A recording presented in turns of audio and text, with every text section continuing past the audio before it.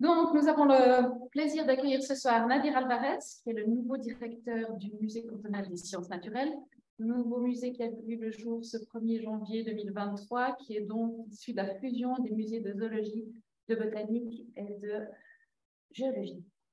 Voilà. Lausannois, j'ai appris que pendant 6 mois, Lausannois quand même. De naissance, professeur en biologie et diplômé de l'université de Neuchâtel et de Montpellier. Nadir est un expert dans les interactions entre plantes et insectes, notamment, pas que vous verrez, mais notamment. Passionné par toutes les questions environnementales et aussi adaptation. Donc, après quelques années passées entre l'université de Neuchâtel, l'université de Lausanne aussi, où il a été justement, je ne sais pas comment on dit en français, mais chercheur, professeur, etc. Il est parti pour Genève, où il a été de 2017 à 2022 le directeur, le conservateur en chef du Musée d'histoire naturelle de Genève, mais aussi professeur titulaire à l'Université de Genève. Auteur de plus de 120 articles scientifiques, collaborateur sur encore plus d'articles scientifiques, il est également un excellent vulgarisateur, vous allez le voir ce soir, avec beaucoup d'humour, je verrai aussi ce soir. Et pour ceux qui n'ont pas encore lu Faire revivre les espèces disparues, c'est son dernier livre qui est sorti en début d'année passée, qui est disponible en librairie. En librairie. Et donc, voilà. Moi, je vais aller l'acheter tout soudainement, parce que j'ai appris seulement récemment que tu avais écrit un livre. Voilà. Donc, ce soir, il va nous parler de muséonomie. Bon, je vais laisse là. Merci. Merci, Nadia. Alors, drôle, je ne sais pas. Didactique, je ne sais pas non plus. Vous me direz si certaines notions méritent d'être un petit peu approfondies. N'hésitez pas à m'interrompre à tout moment. C'est une conférence qui se veut sur une thématique un petit peu, on va dire, un petit peu pointue, qui a pour objectif de donner une nouvelle vie. C'est une façon de faire. Il y a aussi plein de manières de donner une nouvelle vie aux spécimens qui sont dans les collections d'histoire naturelle, que ce soit des spécimens d'herbiers ou des collections zoologiques. Pour la géologie, on a un peu plus de mal, étant donné que cette méthode, cette discipline de muséomie qui est basée sur l'existence d'ADN, et voilà, au-delà d'un certain temps, quelques dizaines de milliers d'années, centaines de milliers d'années, voire millions d'années, si les spécimens sont très très bien préservés, typiquement dans le permafrost, mais au-delà de ça, on n'arrive pas à avoir accès à la molécule d'ADN. Donc, ce qu'on voit ici, c'est un zoom sur une collection entomologique, et puis c'est qu'un type de collection parmi d'autres.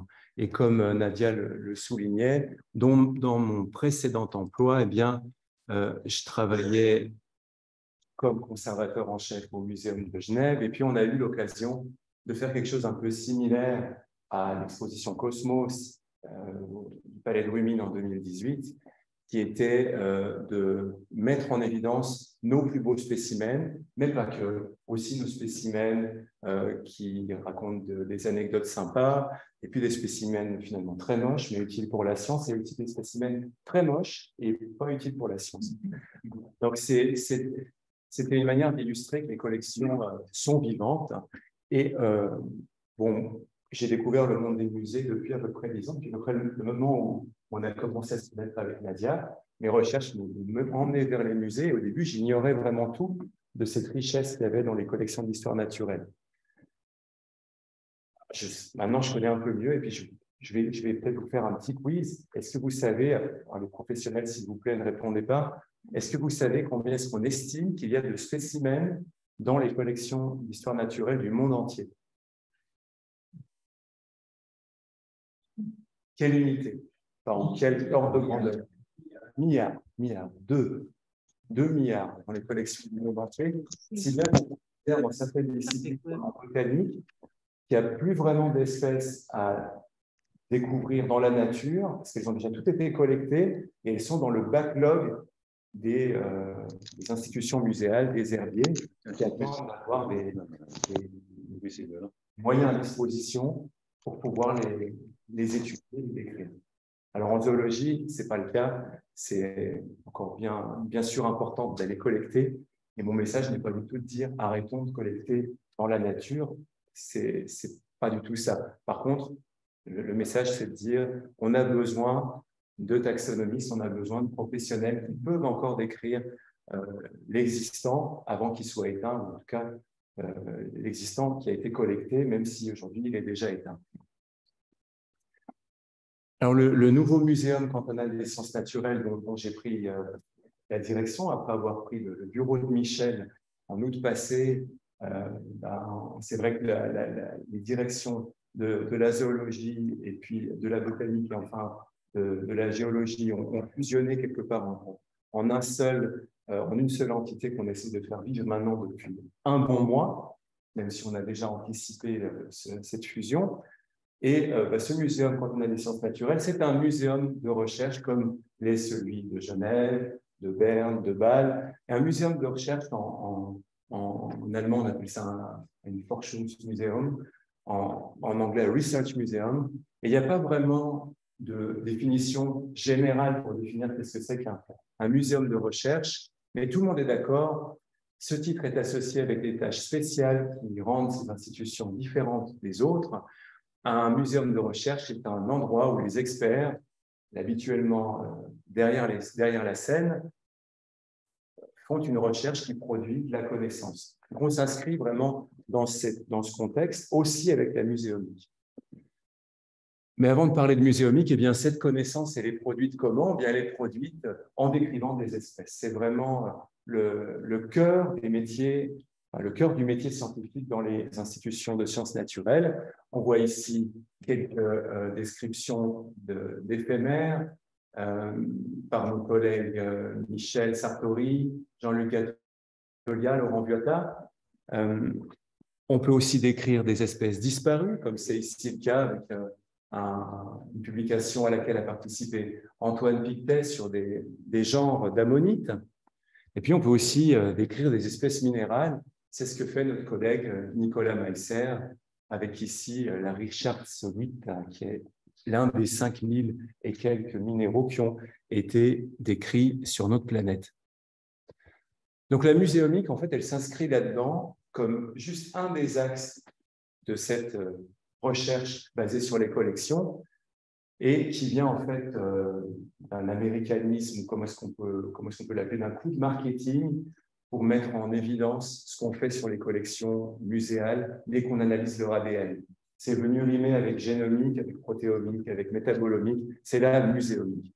Et en réalité, ça ne veut rien dire de plus que d'analyser des génomes ou des fractions de génomes à partir des spécimens qui sont dans les collections muséales.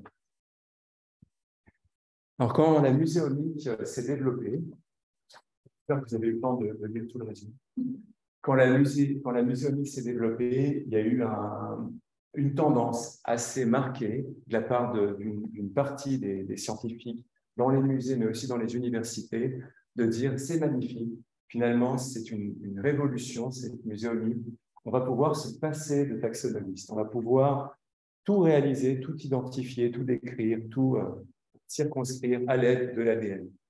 Et bon, il y a beaucoup de courants qui ont développé plusieurs courants en tout cas qui ont développé des méthodes. Les méthodes en elles-mêmes sont très innovantes. Les conclusions de ces méthodes sont souvent discutables parce qu'elles ne se basent que sur l'existence d'une séquence qui n'est pas toujours même associée à un organisme. Et de nombreux collègues dont je suis se portent en faux contre cette technique. Évidemment, on ne peut absolument pas que la muséomique remplace l'approche morphologique. Et puis, j'ai co-signé cet article l'année passée avec différents collègues pour dire que le problème, en fait, de la taxonomie actuellement, ce n'est pas un problème méthodologique, mais c'est le manque de ressources mises à disposition de la taxonomie en général. Donc, c'est un peu un appel aussi pour dire que la taxonomie dans nos musées, dans nos milieux, est essentielle et il faut continuer à la soutenir. Donc, pour en revenir à l'ADN des spécimens de collection, l'objectif, c'est de pouvoir y accéder. Et forcément, quand on est un collecteur du 19e siècle ou même des années 70, au moment où on fait cette collecte, on ne pense pas « je dois placer ce spécimen dans des conditions idoines pour pouvoir ensuite l'analyser au niveau de son ADN ». On se dit simplement « je collecte parce que c'est un témoin de son temps, de son espace, qui servira pour les générations futures. Et quand on collecte un spécimen, quand on prélève un tissu, eh bien, ce tissu, dès qu'il est plus rattaché à son substrat vivant, ben, il va se dégrader. L'ADN va aussi se détériorer très rapidement à travers des processus post-mortem. Et ces processus post-mortem, en fait, se résument à deux types de dégradation majeure. Le premier, c'est que l'ADN va se fragmenter en des fragments de plus en plus courts. Et puis, la deuxième signature du temps, c'est une modification biochimique de l'ADN où certaines des lettres qui composent l'ADN, on les abrège souvent A, T, G, C pour leur nom complet. Eh bien, certaines de ces lettres, comme typiquement les cytosines, les C, peuvent se dégrader en uracile. C'est une base qui n'est pas partie prenante de l'ADN en général, on code comme un U, mais que les machines de séquençage lisent comme un T. On a même des erreurs qui s'intègrent à cause de ces processus post-mortem. Et vous voyez ici sur la droite simplement un graphique qui montre quelle est la taille moyenne des fragments d'ADN dans un échantillon d'ADN historique qui a quelques dizaines d'années, voire 1 ou 2 siècles. Alors, on voit une taille moyenne de 130 ou 120 paires de bases, c'est-à-dire que le fragment fait 120 ou 130 lettres de long. Et puis, pour l'ADN ancien, qui n'est pas de l'ADN qui a été collecté dans le but d'illustrer ou de participer à une collection d'histoire naturelle, ça peut être un subfossile qu'on trouve dans le permafrost sibérien, ça peut être un os de rhinocéros laineux qu'on trouve dans une cave du sud-ouest de la France, un avenne, vous avez compris, dans une grotte du sud-ouest de la France. Cet ADN ancien est encore plus dégradé, avec parfois jaune ou blanc. Un fragment. Ici, au Mexique, nous mangeons avec des dents. Voilà, donc la technique qui est utilisée pour révéler l'ADN des spécimens contemporains, eh bien, c'est une technique qu'on appelle la PCR, pour Polymerase Chain Reaction. Je vais venir dans un instant sur ce que c'est. Et la plupart du temps, cette technique, elle est utilisée pour révéler des régions assez courtes de la mitochondrie. Vous voyez ici, hein, c'est une cellule. Là, je sors du champ. Pardon, Julien. Mais vous voyez là-bas une cellule, je me proche du corps, la mitochondrie qui comprend un génome propre. La mitochondrie étant répétée de nombreuses fois dans une cellule, animale ou végétale, c'est souvent une molécule qui est extrêmement dense et pour laquelle on peut, quand bien même le spécimen n'est pas tout à fait frais, analyser l'ADN. Alors, le principe de PCR, une fois qu'on a extrait l'ADN, c'est le suivant. L'ADN, c'est une molécule double brin, c'est-à-dire qu'il y a à chaque fois un fragment qui raconte quelque chose et l'autre fragment qui raconte quelque chose de totalement complémentaire. En fait, c'est synonyme du point de vue biochimique, si on veut. Et les étapes de la PCR, de la Polymerase Chain Reaction, consistent à d'abord séparer ces deux brins en chauffant de manière assez importante la molécule d'ADN, et puis ensuite de venir hybrider à ce fragment, ou deux en l'occurrence, une petite séquence synthétique d'ADN, qu'on appelle un primer, qui a été synthétisé par une société à laquelle on fait appel pour synthétiser une très courte région dont on sait qu'elle est l'homologue d'une des deux extrémités de la région d'intérêt pour nous.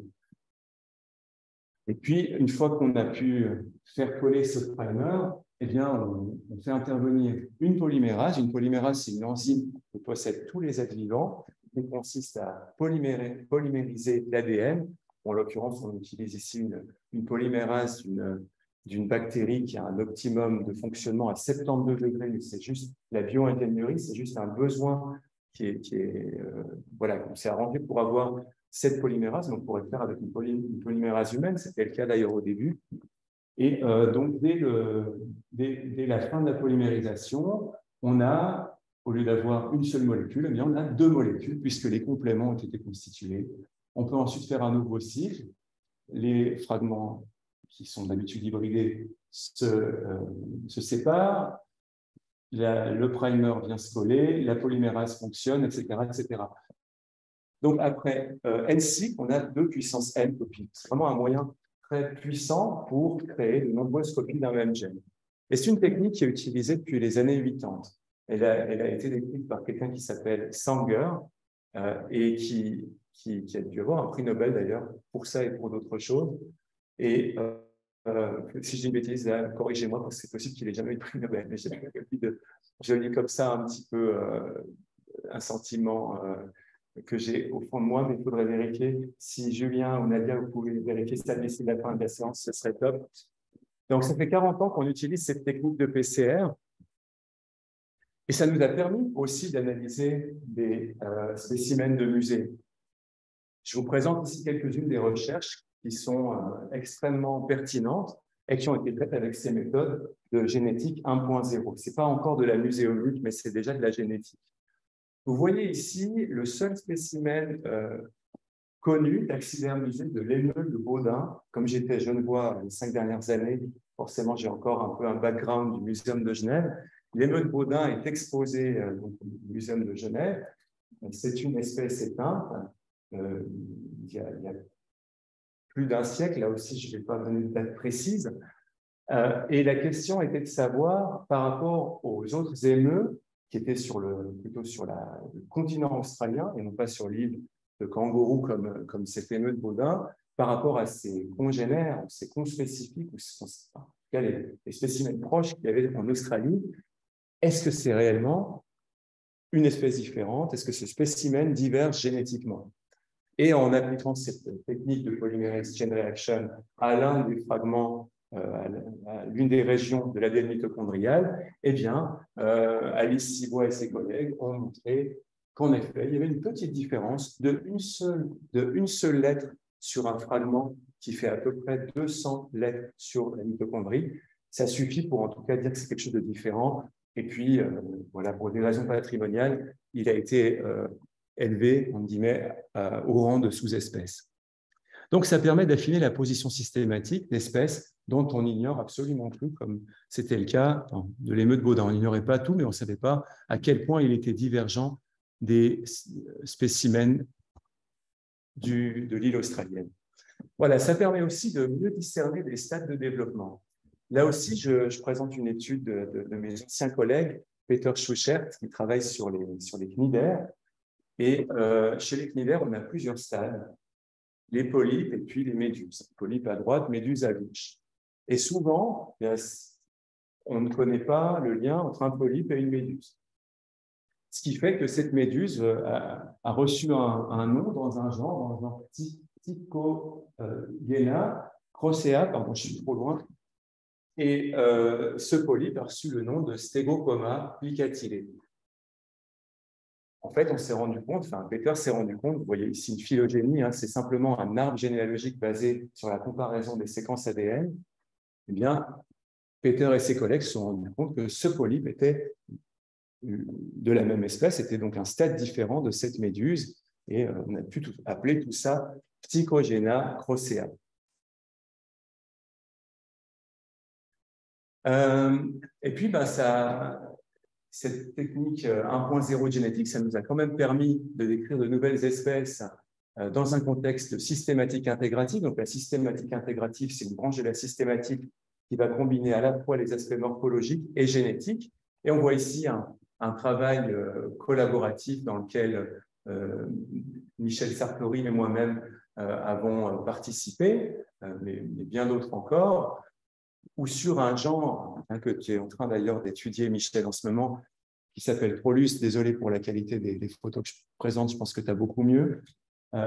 Sur un genre pour lequel on n'avait finalement pas tellement de connaissances sur les délimitations, pas sur 2 genres, pardon, pour lesquels on n'avait pas vraiment, non, N genres, je suis précis, pour lesquels on n'avait pas vraiment de délimitation entre eux. Le genre Prolus, par exemple, ici, représenté en rose, donc c'est une compte qu'il était disséminé dans la phylogénie, qu'il n'avait donc pas de réalité.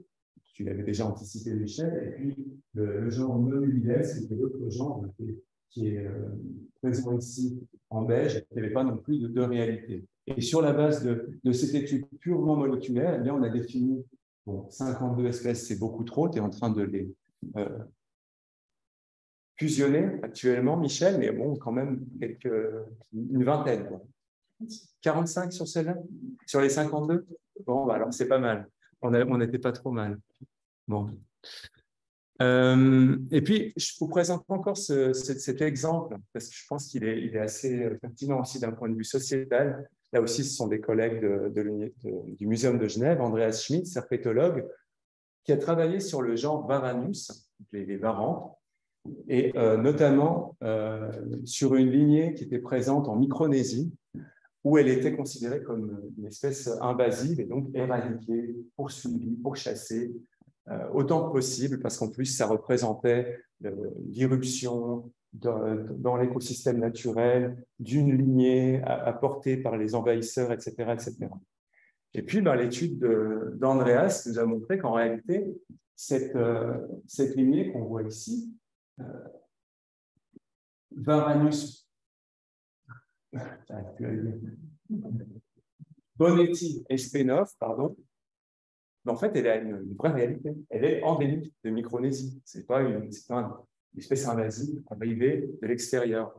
Et le fait d'avoir communiqué ce résultat scientifique finalement assez récent, il n'y a pas la date, mais 3-4 ans maximum, cette publication, puisqu'on a fait le communiqué de presse pendant que j'étais à Genève, eh bien, depuis, on a communiqué là-dessus. Le comportement des gens sur place a aussi complètement changé. Maintenant, leur but, c'est de préserver une entité endémique.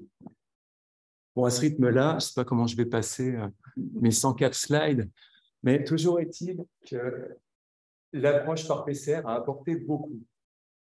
Elle a toutefois des limitations qui sont importantes. L'une d'entre elles, c'est quand il y a des contaminations, eh bien, on peut amplifier par PCR un fragment issu du contaminant et non pas le fragment du spécimen d'intérêt. La qualité de l'ADN pose aussi un gros souci, puisque quand l'ADN est énormément fragmenté, il y a très peu de chances pour qu'on ait justement encore présent le fragment pour lequel on pourra coller un primer d'un côté et un primer de l'autre pour bien borner la région d'intérêt. Par ailleurs, souvent, quand on travaille sur un ou deux gènes, on a une faible variation moléculaire. Et puis d'autre part, c'est un peu technique, mais on a seulement accès à l'héritabilité uniparentale si on travaille sur des gènes mitochondriaux, par exemple. Dans cette espèce, la mitochondrie est exclusivement héritée maternellement, ce qui donne une histoire assez partielle, finalement, de la trajectoire évolutive d'une lignée. Donc, tout ça pour dire qu'il y a une solution, une alternative à la PCR, qui est la capture par hybridation. Alors, la capture par hybridation, en fait, ça nous permet d'analyser tous les types d'ADN, qu'ils soient mitochondriaux ou nucléaires, ce qui permet aussi de faire la PCR, sauf que la capture par hybridation, elle nous permet d'analyser entre un gène et l'ensemble du génome, quelle que soit la qualité du spécimen qu'on souhaite étudier. Alors, je vous fais un petit schéma rapide pour vous montrer comment ça marche en vie. Alors là, ça paraît peu intuitif, mais je vais essayer de décrypter ça à l'aide de cet outil. Alors, la capture par hybridation, elle a toujours deux voies différentes qui se rejoignent en fait en fin de processus. Oh, mais ça ira, ça ira. D'un côté, il faut qu'on fasse des sondes. Des sondes, c'est comme un hameçon sur une pêche à la ligne, moléculaire. Puis de l'autre côté, on doit traiter notre ADN avec plusieurs étapes pour le rendre compatible avec les techniques de séquençage de dernière génération. Donc, bon, sans aller trop dans les détails, ces sets de sondes ici, qui sont nos hameçons, on peut les faire soit à la paillasse, en laboratoire, nous-mêmes, soit on peut les commander à une société qui fabrique des petits bouts d'ADN comme celles qu'on utilisait pour nos primers de PCR. Ah. Ah, parfait. Alors, ces sondes, une fois qu'elles sont faites, on s'arrange juste pour les convertir, elles sont en ADN, hein, on s'arrange juste pour les convertir en ARN. Il y a une raison à ça. Alors, l'ARN, c'est comme de l'ADN, sauf que, comme j'ai dit tout à l'heure, je l'ai esquissé tout à l'heure, les lettres ne sont pas tout à fait les mêmes. L'ADN a du ATGC et l'ARN a du AUGC. Puis l'ARN n'est pas du tout lu par les machines de séquençage, ce qui fait que quand on a des sondes ARN, on est sûr que même s'il y a tout à coup une petite contamination des sondes dans notre produit final, elles ne seront pas séquencées. Puis l'autre avantage, c'est que l'affinité entre un ARN et un ADN est plus grande qu'entre deux ADN. Donc c'est très technique, mais c'est pour ça qu'on fait cette transcription. La transcription, c'est le fait qu'on engage une polymérase qui, au lieu de copier l'ADN d'ADN en ADN, va copier l'ADN en ARN. C'est cette transcription. Et puis on rajoute des U, vous vous souvenez que c'est une des lettres de l'ARN, des U un peu spéciaux. C'est des uraciles qui vont être attachés à une molécule qu'on appelle une biotine. La biotine a des propriétés magnétiques. Je ne vous en dis pas plus pour l'instant. Donc on a nos sondes qui sont transformées en ARN un peu spéciales, puisque toutes les uraciles ont ce composé biotine. Et par ailleurs, eh bien, on a notre ADN extrait, par exemple, de ce coléoptère sympathique, et qu'on va rendre compatible avec les méthodes de séquençage actuelles. Ça implique que sur chaque fragment, on rajoute un petit bout d'ADN synthétique de part et d'autre, bout d'ADN qu'on pourra le séquencer, mais aussi qu'on pourra le reconnaître après. C'est-à-dire que les techniques d'ADN, de séquençage ADN aujourd'hui, même si elles sont beaucoup moins chères qu'avant, on ne régate pas quelque part avec nos collègues en médecine qui pourraient séquencer un génome entier dans un seul run, comme on dit, de séquençage. Donc, nous, on est plutôt à se dire, on va mélanger plein de spécimens, lancer un seul run de séquençage et analyser la totalité. Et pour pouvoir le faire, il faut qu'on donne un label, un tag, une identité à chacun de nos spécimens qu'on fait avec un ADN synthétique. C'est-à-dire que tous les ADN qui vont commencer par A, A, T, T, T, C, C, je vous demande après qu'est-ce que c'était comme séquence, eh bien, ils correspondent à ce spécimen-là. Je sais qu'ils correspondent à mon voucher VX15, parce que je l'ai marqué dans ma base de données. Et donc, je commande autant d'adaptateurs que j'ai de spécimens à analyser. Et puis, je peux vraiment taguer chacun de mes spécimens, enfin l'ADN de chacun de mes spécimens de manière spécifique. Et dans cet ADN, j'ai de tout. J'ai des contaminants, j'ai de l'ADN intéressant, mais pas pour les gènes qui moi m'intéressent. Et puis, j'ai l'ADN des gènes qui m'intéressent. Et c'est ce dernier ADN, en fait, qui va être sélectionné. Pourquoi? Parce qu'il va s'hybrider aux sondes qu'on a faites pendant la première étape. Le reste disparaît. Et grâce aux propriétés magnétiques de la biotine, on peut récupérer tous les fragments qui ont collé à un hameçon. Puis ce qu'on a gardé, on le capture, ce qu'on a capturé, on le lave et on le séquence. Voilà, là je vais peut-être devoir un tout petit peu accélérer, mais n'hésitez pas à m'interrompre si ce n'était pas clair. Tout ça pour introduire le fait qu'en fait la capture par hybridation est vraiment une technique très très polyvalente. On peut l'appliquer si on s'intéresse à un seul gène, on appelle ça souvent un barcode, donc un barcode pour un gène unique. On peut l'appliquer à un certain nombre de gènes, quelques dizaines, quelques centaines. Dans ce cas, on va se référer à un barcode multilocus. On peut utiliser une méthode qu'on a mise en place pendant mes années lausannoises qui s'appelle HiRAD. C'est une technique qui est plus que du barcode multilocus. Là, c'est vraiment pour capturer des milliers, voire des dizaines de milliers de gènes. Et puis, on peut carrément capturer le génome entier. Alors, je ne vais pas trop vous parler de capture du génome entier parce que ce n'est pas forcément quelque chose qui est courant en sciences naturelles. Et je vais maintenant passer rapidement sur quelques exemples. Est-ce que je pourrais savoir à peu près combien de temps j'ai à disposition pour la suite? C'est pas mal, je m'attendais à pire. Okay. Merci. Voilà, donc je commence par le barcode simple locus. Alors, le barcode simple locus, on l'utilise comme dans les exemples que vous avez vus en première partie, pour répondre à des questions d'ordre systématique, pour pouvoir identifier, par exemple, 2 stades de développement, pour pouvoir classer un spécimen dont on ignore toute la position dans l'arbre de la vie. Mais pourquoi la capture par hybridation? Bien dans les cas où simplement la PCR est une approche inutile parce que le spécimen est trop dégradé. Et c'est ce qu'on a fait avec nos collègues essentiellement genevois, mais pas que, puisque Jérémy Gauthier maintenant est un collègue du Muséum cantonal des sciences naturelles, nouveau chargé de recherche depuis le 1er février. Et on a travaillé sur un rambiné, c'est une pyrale au sens large, d'épidoptères dont certaines espèces sont ravageuses. Il y a la pyrale du buis. Là, en l'occurrence, c'est un genre qui n'a pas énormément d'espèces connues par chez nous, c'est un genre du Nouveau Monde, le genre Argyria, qui a été décrit au XVIIIe siècle. Pardon.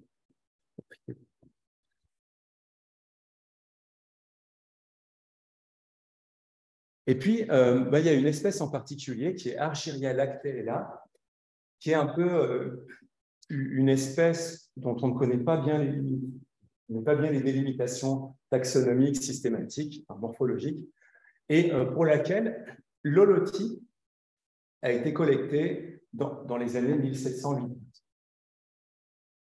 Alors, vous voyez ici la tronche de l'holotype, ici, pour lequel on a pu prélever une patte. C'est pas grand, hein, un pyraloïdé, c'est comme ça. Et donc, on a eu un rendement assez misérable en termes de concentration d'ADN par rapport à d'autres spécimens qu'on a intégrés dans cette étude.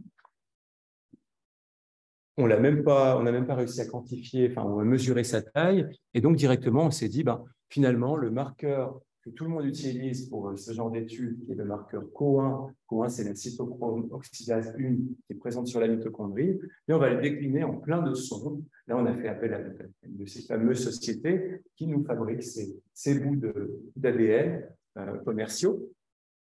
Donc, on a fait, je crois, une trentaine de sondes pour couvrir les 600 lettres de ce gène. Puis, on est allé capturer nos fragments d'intérêt. Et grâce à ça, on a pu reconstruire une phylogénie du genre, de quelques espèces du genre Argyria. Et puis, on voit que pour le groupe ici, qui est présent sur les 2 tiers bas, les 2 tiers inférieurs de cette phylogénie, on a 2 taxons. Là, on voit les noms, mais même sans voir les noms, on voit qu'on a un groupe ici et puis qu'on a un groupe ici. Et l'holotype, en fait, avec ce truc-là, je pourrais rester à distance. Et l'holotype de Argyria lacteella, en fait, est placé ici. Ce qui nous a permis de conclure que Argyria lacteella était ce clade-là. Et puis, on a donné un nouveau nom, Gonogramma, à ce clade ici. Voilà, c'est disons que si on n'avait pas pu identifier la séquence de ce type qui a 240 ans, on n'aurait pas réussi à nommer correctement les spécimens de ces 2 lignées. Puis ça colle assez bien avec la distribution géographique, puisque Argyria lacteella est présente en Amérique du Sud, Amérique centrale et Floride, et puis Gonogramma est présente en Floride et en Amérique du Nord. Alors le nom Gonogramma existait déjà, il avait déjà été décrit pour certains des taxons, certains des spécimens de cette lignée, ce qui fait qu'on a pu le ressusciter en quelque sorte. Voilà, bon, ça c'est vraiment spécifique, c'est quand on s'intéresse à une question systématique très précise, on peut faire une approche par capture pour un seul gène. Mais souvent, ce n'est pas très efficace puisque la capture est une méthode extrêmement puissante et on a envie de capturer de nombreux gènes. C'est ce qu'on est en train de faire actuellement, et je ne vais pas passer trop de temps là-dessus, sur un projet au niveau national sur les orthoptères. C'est un projet avec plusieurs collègues genevois et puis Sophia Villers qui est Infopona, à Lausannois maintenant depuis peu. Et l'objectif, finalement, c'est de pouvoir mieux délimiter les espèces orthoptères. Il y a plusieurs cas un petit peu limites au niveau taxonomique en Suisse. C'est de pouvoir les monitorer et puis accessoirement, pourquoi pas, on pourrait découvrir des espèces critiques et ça nous permettra, si on va aussi, par exemple, chercher dans les fesses, le prédateur de ces orthoptères, de mieux définir aussi les réseaux trophiques pour lesquels les orthoptères sont plutôt en bas de la chaîne. Donc, je passe un petit peu sur pourquoi on n'utilise pas le marqueur CO1 en général. Il y a plusieurs raisons, l'une d'entre elles étant le manque de variation au niveau des orthoptères. Et dans ce barcode multilocus, on est en train d'intégrer, on a intégré, puisqu'actuellement, on montrer que les résultats, on a déjà fait toutes ces analyses. On a intégré des génomes entiers. Il se trouve que les orthoptères sont divisés en deux sous-ordres, les encifères et les chélifères, et qu'on a des génomes entiers déjà séquencés pour des encifères et des chélifères. Bon, ça, c'est des méthodes un petit peu standards pour la génomique. Je ne vais pas rentrer dans les détails, mais le but, c'était de les utiliser pour identifier des régions du génome hautement conservées pour lesquelles on aurait pu finalement sélectionner différents barcodes. C'est ce qu'on a fait, hein. On a aligné ces génomes et puis on a trouvé des régions hautement conservées pour lesquelles on a pu définir des sondes. Alors, on a aussi pris toute la mitochondrie, bon, je vais passer un peu rapidement, et puis on a pris aussi une autre région de l'ADN qu'on appelle l'ADN ribosomal. Voilà, donc on a identifié notre barcode multilocus, et en ce moment même, eh bien, on a appliqué exactement cette même méthode, celle que je vous ai présentée tout à l'heure. J'ai l'impression d'être plutôt didactique, mais pas assez. Donc, on a utilisé cette même méthode où on a créé ces sondes commercialement, et puis on a fait cette hybridation et le séquençage final. Donc, je vous présenterai ces résultats une autre fois. Les problématiques aussi au niveau suisse, ben, on les présentera une autre fois. Et puis, j'en viens maintenant à cette méthode HiRAD qu'on a mise en place en fait avec différents collègues de l'Université de Lausanne pendant les années lausannoises, dont Sarah Schmidt, qui est au bureau de la SVSN, si je ne me trompe pas, en tout cas à la rédaction. Et donc, cette technique, elle est basée exactement sur la même méthode que vous avez déjà vue plusieurs fois, hein, de capture, avec une petite différence, c'est qu'en fait, on fait tout à la paillasse. Dans les méthodes que je vous ai présentées jusqu'à présent, je vous disais, ben, les sondes, finalement, on les commande à une société. Mais là, non, les sondes, on peut les faire directement nous-mêmes. Pour ça, on a besoin d'un ADN de bonne qualité, de l'espèce, du groupe d'espèces qu'on souhaite analyser. On utilise ensuite une technique qui s'appelle Double Digest Restriction Amplified DNA. Bon, c'est pas super sexy comme nom de technique, mais ça permet quelque part de créer des fragments dans des régions toujours les mêmes.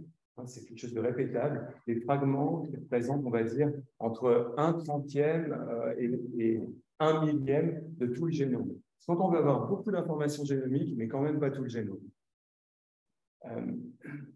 Et en parallèle, on fait toute notre manip sur les échantillons de collection, l'ADN ancien, on les extrait, on rajoute les adaptateurs de part et d'autre.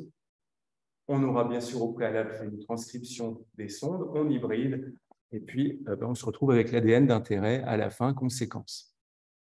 Je vous passe un petit peu aussi les méthodes bioinformatiques, mais si ça m'intéresse, ça me prend, je vais volontiers dans les détails. Et je vais maintenant vous présenter sur les 12 minutes qui me restent quelques études de cas. Alors, la première, c'est une étude sur l'évolution du trait de vol, enfin la capacité de voler, de ne pas voler, dans un groupe de coléoptères qu'on appelle, enfin, un genre qu'on appelle Calosoma. Ici, quelques carabus qui ont été intégrés dans cette étude. Vous voyez ici une espèce ailée, puis ici une espèce aptère, Haplothorax burchelli en l'occurrence, qui n'est ni un calosome ni un carabus avant cette publication, et qui est endémique de l'île de Sainte-Hélène, qui a disparu depuis, on ne l'a pas observé depuis 1968. L'île de Sainte-Hélène, qui, comme vous le savez, est une île perdue dans l'Atlantique Sud, à peu près à mi-chemin entre l'Amérique du Sud et l'Afrique. Et donc, on a appliqué cette méthode, HiRAD, c'est-à-dire qu'on a récupéré de l'ADN frais, bon, en l'occurrence, c'était de l'ARN frais qu'on a récupéré pour ces spécimens, mais je ne vais pas aller dans les détails. Et on a eu donc 4 espèces ici qui nous ont servi à faire des sondes. Et avec ces sondes, eh bien, on a pu aller capturer un grand nombre de spécimens que vous voyez maintenant ici répartis dans une phylogénie. Ce qui était intéressant aussi avec cette méthode, c'est qu'on a pu intégrer des jeux de données qui ont été produits de manière totalement indépendante et qui n'étaient pas du tout basés sur les mêmes techniques. Je ne vais pas aller dans les détails, mais c'est par exemple des projets où l'ensemble de l'ARN avait été séquencé. Alors, pour revenir à notre phylogénie, on voit ici un grand groupe de carabus, on voit ici un grand groupe de callosomes, et au sein de ces callosomes, on a Haplothorax burchellii, qui est donc en fait finalement un callosoma et pas un genre à part. Si on regarde l'espèce qui est juste la plus proche, mais on va y revenir peut-être en... Non, c'est pas maintenant, c'est maintenant qu'il faut que je vous le dise. Elle s'appelle Callosoma vinense, c'est une espèce africaine. Donc l'espèce la plus proche d'Haplothorax étant africaine, on en déduit que Haplothorax a colonisé Sainte-Hélène depuis l'Afrique, enfin, son ancêtre en tout cas. Ça nous a permis de montrer que le trait ailé et non ailé, finalement, est distribué de manière assez large dans la phylogénie. On voit que c'est un groupe où, finalement, la perte du vol est assez fréquente. Ça peut être pour des raisons notamment liées à la biologie insulaire. Quand on est sur une île, souvent, ce n'est pas hyper avantageux de voler parce que si on disperse, c'est rare d'arriver dans un milieu adéquat. Donc en quelques générations, on a finalement des formes aptères qui sont sélectionnées. Voilà, là j'ai été assez vite, c'est bien. Le deuxième cas d'étude où on a utilisé HiRAD, c'est sur la diversification du genre Oreina. C'est une étude donc, que j'ai commencée à Genève, que je poursuis maintenant, et qu'on mène aussi avec notre collègue Mathias Borer du Muséum du surnaturel de Bâle. Le genre Oreina, vous le connaissez toutes et tous, le voici. Ce sont les chrysomèles alpines. Et quand vous voyez cette diversité de coloris, non seulement ça vous éveille, ça vous émerveille, mais par ailleurs, vous vous dites probablement que celles qui se ressemblent doivent appartenir à la même espèce, ce que je me serais bien utile. En fait, pas du tout. Là, vous voyez 3 espèces différentes qui ont des répétitions, enfin, qui ont les mêmes séquences de variations morphologiques, pratiquement les mêmes. Ce qui fait que c'est un genre qui est assez difficile à étudier. On est obligé d'aller observer les génitalia de manière très détaillée. Il y a beaucoup d'espèces. La plupart ne sont pas faciles à collecter. Plusieurs sont très faciles, mais certaines sont dans des régions pas nécessairement accessibles. Et puis, surtout, c'est un genre qui s'inscrit de manière très, très proche systématiquement à côté d'un monstre systématique, le genre Chrysolina et ses 450 espèces. Du coup, on n'a jamais vraiment su si Oreina, c'était un genre monophylétique, un genre qui avait une réalité sans équivoque au niveau taxonomique ou pas. Et puis, on a du coup pu faire une jolie phylogénie d'Oreina basée sur HiRAD. Et on a constaté avec étonnement, mais satisfaction, que le genre Oreina était bien monophylétique, qui représente bien un genre séparé des autres chrysolines. On a une exception ici, c'est une chrysolina qui est vraiment sœur de Oreina et qui méritera un traitement taxonomique un petit peu différent. Ah, voilà. On la voit justement maintenant, et puis on a proposé un nouveau nom pour cette espèce, Phasta fastuosa. Comme on a aussi accès à tout le registre fossile des Oreina, eh bien, on ne voit pas bien, mais nos collègues paléontologues des invertébrés, surtout entomos, ont pu le déterminer. On a pu placer ces fossiles sur un endroit précis de l'arbre. Du moment qu'on peut placer un fossile sur un nœud d'un arbre phylogénétique, on peut dater cet arbre, ce qui nous permet finalement d'inférer le fait que le genre Oreina est très vieux, 60 millions d'années, très ancien, alors qu'il est aujourd'hui, il est réparti sur toute l'Eurasie, dans des régions plutôt montagneuses. Bien, ces régions montagneuses n'existaient pas nécessairement il y a 60 millions d'années, mais le genre existait déjà. Une chose assez intéressante aussi, ce sont des herbivores, les Oreina, qui mangent des apiacées et des astéracées. Alors, on voit qu'ici, on a un clade qui ne mange que des apiacées, puis ici, on a un clade qui ne mange que des astéracées, à l'exception d'une espèce, Oreina fermaniana, qui a fait un retour sur les apiacées. C'est aussi pertinent d'un point de vue de la biologie évolutive d'étudier cette transition. Pourquoi? Voilà. Hop. Et puis, là, il doit me rester très peu de temps. Un dernier, ah, carrément, d'accord.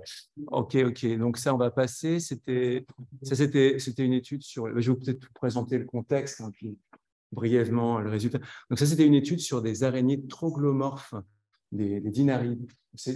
Là, les collections sont vraiment pertinentes parce qu'on ne va pas tous les jours voir la grotte XB8 et au fond du troisième couloir, on tourne à droite pour collecter. Donc là, les collections sont des collections de spécimens uniques. Et la technique IRAD nous a permis vraiment d'aller chercher l'information génétique au sein de de pas mal d'espèces. Je vous passe un petit peu les détails, mais en gros, on a pu montrer qu'il y avait des barrières à la migration très, très marquées au sein des Balkans, qui ne s'expliquent pas du point de vue de ce qu'on connaît de l'extérieur de ces grottes. Et on en déduit que c'est peut-être au niveau des réseaux entre les grottes qu'il y a une barrière énorme, une barrière souterraine qui empêche la migration des faunes d'un côté et de l'autre. Ça, on passe. J'avais ensuite un petit exemple sur plutôt un gros exemple sur un projet un petit peu annexe qui ne concerne pas directement les collections d'histoire naturelle, mais qui concerne les spécimens d'ADN anciens. Alors, c'est un travail qu'on a mené avec mon ancien collègue Jean-Christophe Castel, archéozoologue à Genève, et puis Marianne Bachmann, qui avait commencé sa thèse dans le cadre de ce projet, qui depuis a décidé de l'interrompre. Mais c'est vraiment un joli sujet où on a travaillé sur tous les restes présents dans différents avens du sud-ouest de la France. Donc, quand on imagine un aven, donc c'est une grotte verticale, quand on imagine une grotte verticale comme ça en été, pas de problème, la faune fait bien attention de ne pas tomber en général. Par contre, en hiver, c'est des ponts de neige qui sont parfois instables, la faune tombe au fond de ces grottes. Et vous voyez ici Jean-Christophe qui est dans son aven. Et là, cette succession d'objets qu'on voit, c'est à la fois des roches et à la fois des ossements d'une faune qui tombe dans cet aven depuis plus de 30 000 ans. Et l'aven n'a pas bougé d'un iota, ce qui fait qu'on a vraiment une stratigraphie parfaitement préservée dans cet endroit qu'on appelle l'île du Graal. Et ici, on peut avoir un rhinocéros laineux d'il y a 27 000 ans, et puis ici, on a plutôt un renne d'il y a 21 000 ans. Donc, on a aussi appliqué la technique IRAD. Je vais passer sur les détails. On a des résultats plutôt encourageants, notamment sur le renne, où on a pu obtenir pas mal d'ADN. Et puis, comme Marianne a décidé d'interrompre sa thèse, on se retrouve avec pas mal de données qu'on doit maintenant analyser. Et puis, on est en train de voir comment est-ce qu'on procède. Donc, je ne vais pas non plus dans les détails. Et puis, je vous parle d'un dernier projet qui est d'importance, je trouve. 7 minutes, ça va? Parfait. Qui est un projet sur le déclin des insectes, qui est une problématique qui, à titre personnel, et plus généralement, je pense au niveau sociétal, a de l'importance. Pour moi, en tout cas, ça me paraît quelque chose de très important à comprendre et à illustrer.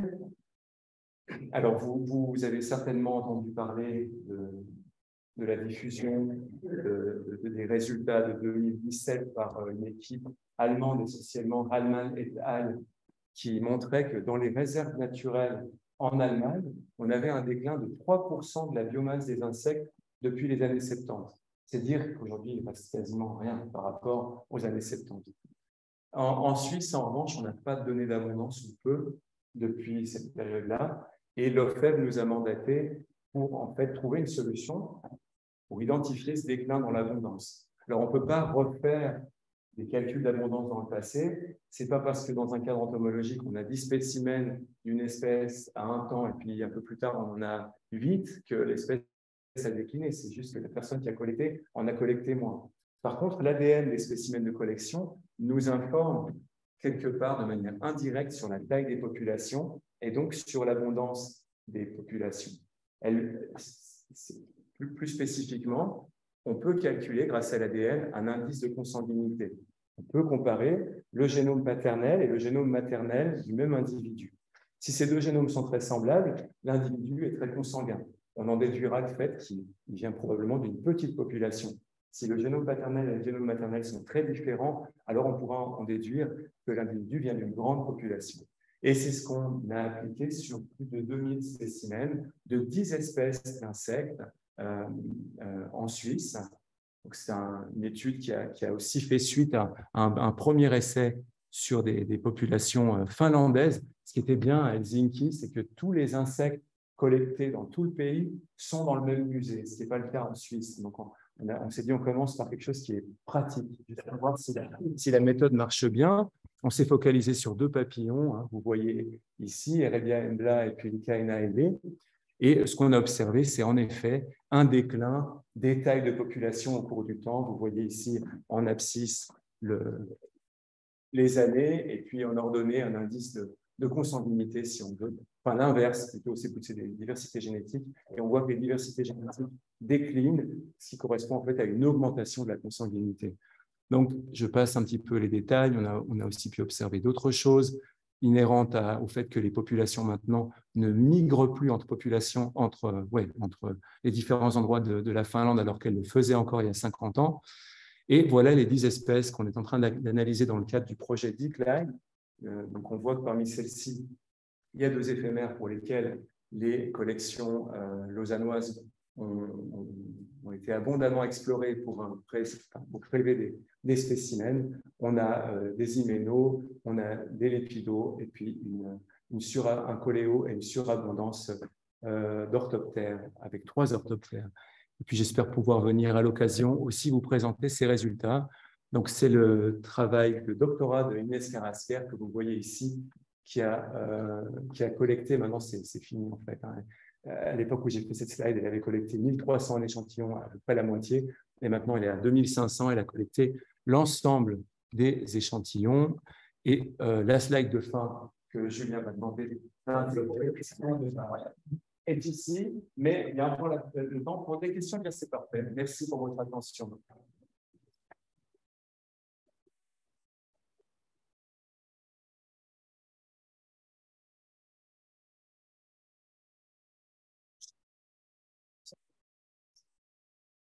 C'est pour le tour. Oui, on a un peu triché. Merci pour votre patience. Vous dites qu'il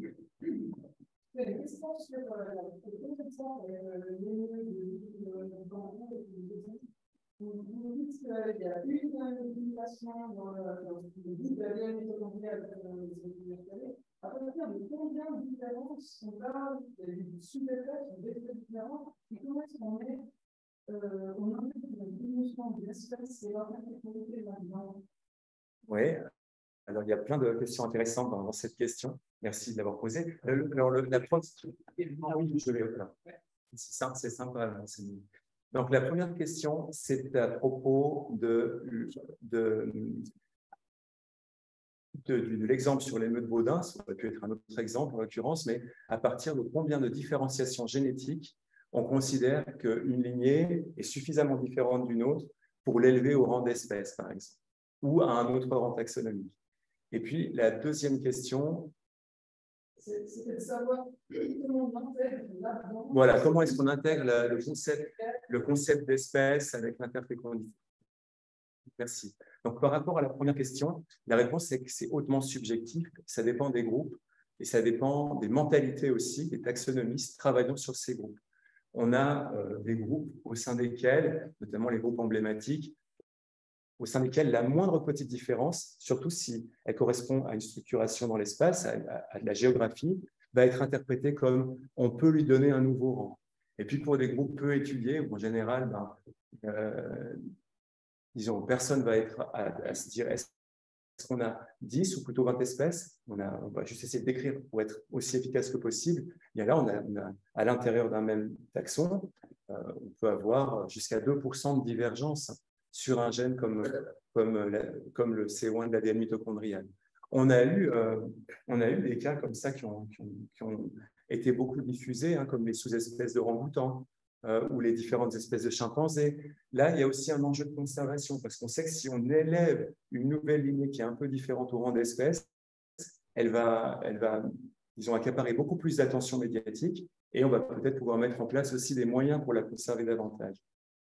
Il y a aussi vraiment des mentalités différentes. Là, on est sur le point de récupérer ils ont en tout cas un premier échantillonnage, une collection de coléoptères assez emblématique. Et au sein de ce groupe, il y a énormément d'espèces qui ont été décrites, mais la personne avec qui on est en contact maintenant pour l'acquérir, elle pense qu'il y a 5 espèces en tout et pour tout au sein de ce groupe. Au niveau des différences moléculaires, il y a un peu un consensus pour dire que tout ce qui a divergé depuis moins d'1 million d'années, et on fait souvent l'analogie 1% de divergence, fait partie de la même espèce. Mais ça dépend d'énormément de choses, du nombre de générations, du taux de génération. Donc, je dirais c'est hautement subjectif. Ouais. Puis, ah oui, alors voilà. Donc, le concept d'espèce lié à l'espèce biologique liée au fait que 2 espèces, si elles sont interfécondes, ne sont pas 2 espèces. En fait, on en revient beaucoup. C'était une vision essentiellement anthropocentrée du fait que Homo sapiens ne s'hybride pas, parce qu'il n'y a plus d'espèces assez proches pour s'hybrider, ce qui était encore le cas il y a 25 000 ans, mais plus aujourd'hui. Et aujourd'hui, on sait que l'introgression fait partie de l'évolution. Et quand on parle de l'arbre de la vie, on parle plus souvent du buisson de la vie, parce qu'il y a aussi beaucoup d'échanges qui se font par introgression. Donc cette notion extrêmement stricte du concept d'espèce, je dirais qu'aujourd'hui, elle a un peu perdu de sa superbe, quoi.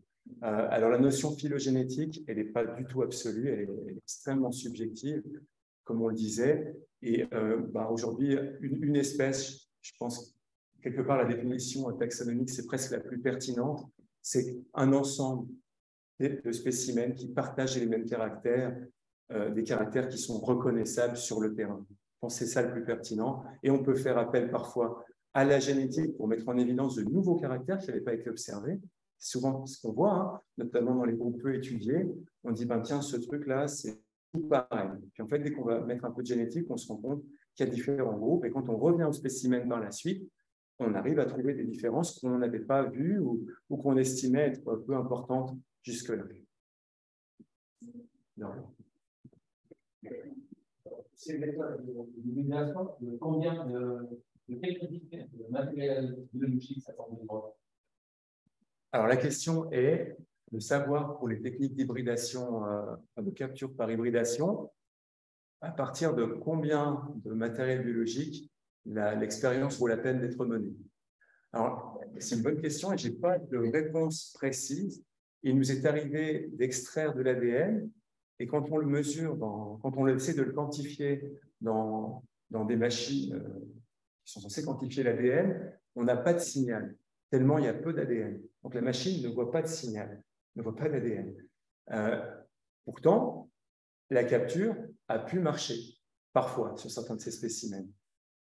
Donc, je suis un peu emprunté pour donner une limite. Maintenant, si on veut être vraiment efficace, c'est vrai qu'on peut se fixer une limite à 1 nanogramme par microlitre au niveau de l'extraction. Si on veut se dire, je ne veux pas perdre mon temps avec des spécimens dont je ne suis pas sûr qu'ils vont marcher, on peut dire, je me fais une limite. Mais en réalité, cette limite n'est pas fixe. Et on a été vraiment très surpris, notamment pour notre projet sur l'ADN ancien.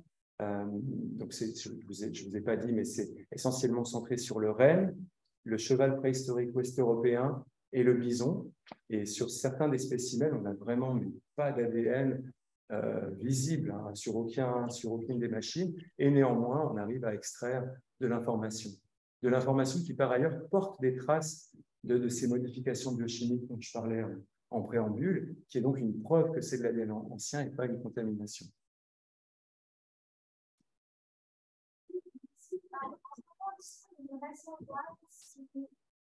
Du volumétrie de la date pour faire des spécimens par rapport à la méthode de fixation de spécimens, ça marche mieux.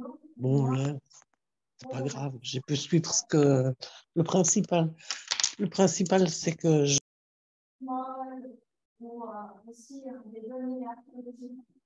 Oui, merci. Donc la question, c'est de savoir, par rapport au traitement qui a été appliqué aux spécimens qui ont été collectés, est-ce qu'il y a des traitements pour mieux préserver l'ADN que d'autres? Et c'est juste, hein, c'est tout à fait pertinent comme question. C'est hyper intéressant, mais moi, je suis larguée. Alors là, on voit. Pourtant, je suis donné de la peine. Mais... Merci. C'est prendre du collier.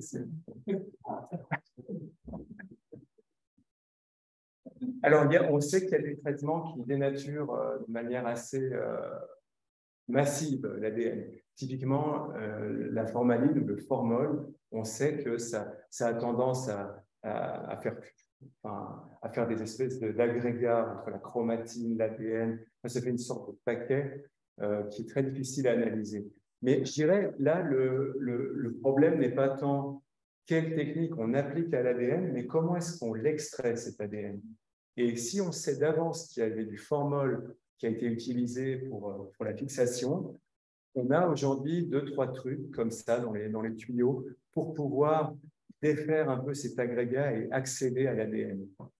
Ce qui est difficile avec le formol, c'est que souvent, les spécimens aujourd'hui sont potentiellement dans autre chose que dans du formol, comme dans l'alcool par exemple, alors qu'ils ont été fixés dans du formol lors de leur collecte. Et ça, on ne le sait pas. Parce que, alors, on ne le sait pas, ça dépend des espèces. Sarah Schmidt me disait l'autre jour, comme elle travaille maintenant sur des poissons, qu'un poisson qui a été fixé dans le formol, il a, au lieu que l'œil soit blanc, il est noir. Ça, c'est un signe. On sait, même s'il est dans l'alcool aujourd'hui, qu'il a été fixé dans le formol et on peut y appliquer une méthode adaptée. Est-ce qu'il y a une question dans le chat qui va nous poser directement?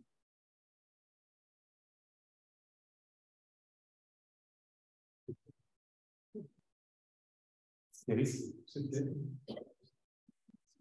Oui. Merci pour ce séminaire. Et j'ai une question, c'est quoi le plus ancien l'ADN base, le plus ancien l'ADN en nombre d'années, des millions d'années? C'est quoi le livre? C'est millions, non? Et aussi, sinon, l'ADN est change de degré. Est-ce que vous, le recherche, use une séquence protéine pour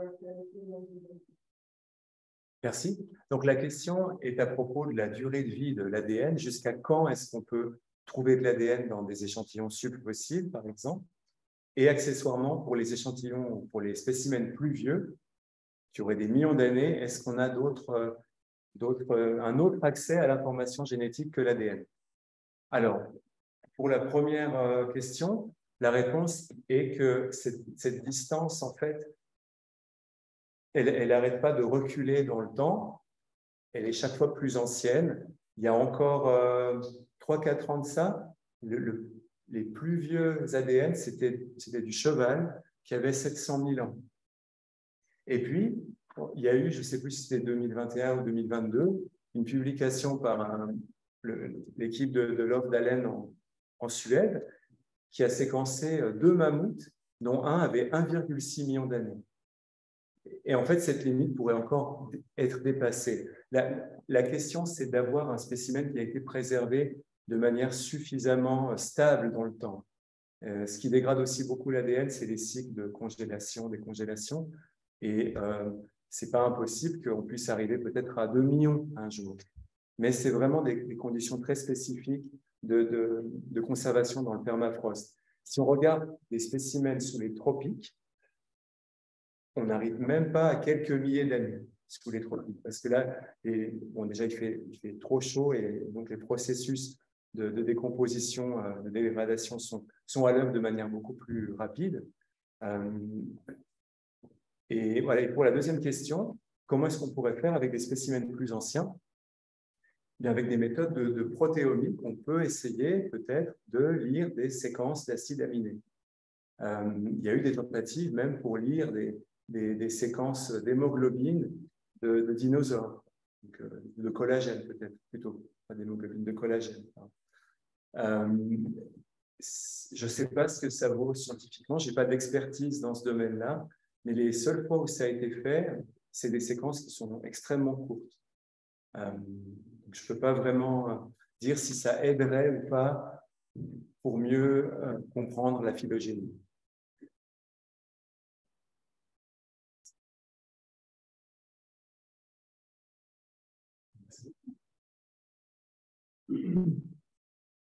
Dernière slide, alors. Parfait, merci. Comme ça. Ouais, avec plaisir. Ah, j'avais une slide de remerciements, mais je ne sais pas où elle est passée. Ma dernière. Non, mais moi, j'en avais une avant la tienne, juste pour dire merci, mais elle a disparu, donc je suis désolé. Bravo. Mais merci en tout cas pour votre attention. Et puis, je suis encore par là après le final. Oui, ça marche.